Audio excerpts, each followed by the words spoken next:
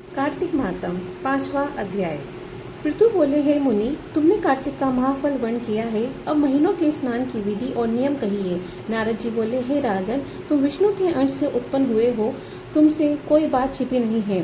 तथापि मैं नियमों का वर्णन करता हूँ। आश्विन मास में शुक्ल पक्ष की एकादशी से सावधान होकर कार्तिक के व्रतों को प्रारंभ करें, पर रात्रि रहे तब प्रतिदिन उठे और जल का पात्र लेकर ग्राम से बाहर उत्तर दिशा को जाएं।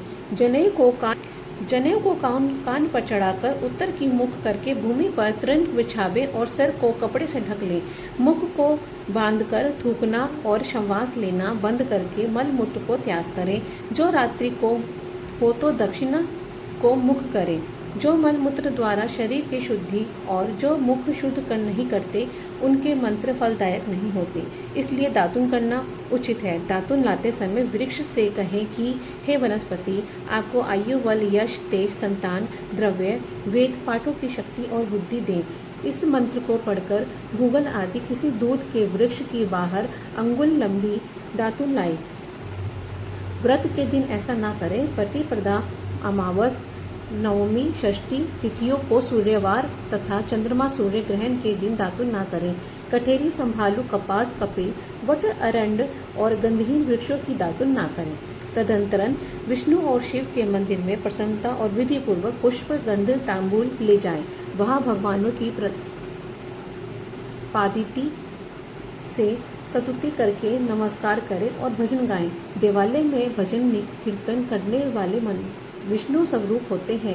जैसे सत्यागादि के तप, यज्ञ आदि भगवान को तृष्टि देने वाले हैं, वैसे ही कलयुग में भक्ति पूर्वक भजन कीर्तन मोक्ष देने वाले होते हैं।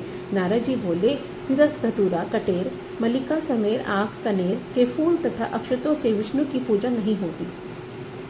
जैकुंठ, सिरस, चमेली, मालती, केतकी आदि के फूलों से सूर्य की पूजा लक्ष्मी चाहने वालों को करनी चाहिए। यथा योग्य विधि से ही देवताओं की पूजा करके भगवान से क्षमा प्रार्थना करें कि हे सुरेश्वर, हे देव, मैंने मंत्रहीन भक्ति की और क्रियाहीन पूजन किया। वह परिपूर्ण होए, फिर प्रदक्षिणा करके दंडवत करें, फिर क्षमा प्रार्थना करके गान करके समाप्त करें। जो कार्तिक की रात्रि में विधि पूर्वक विष्णु और शिव को पूजन करते हैं, वे अपने पूर्वजों सहित निष्पाप वैकुंठ को चले जाते हैं। बोलो कार्तिक महात्म की जय।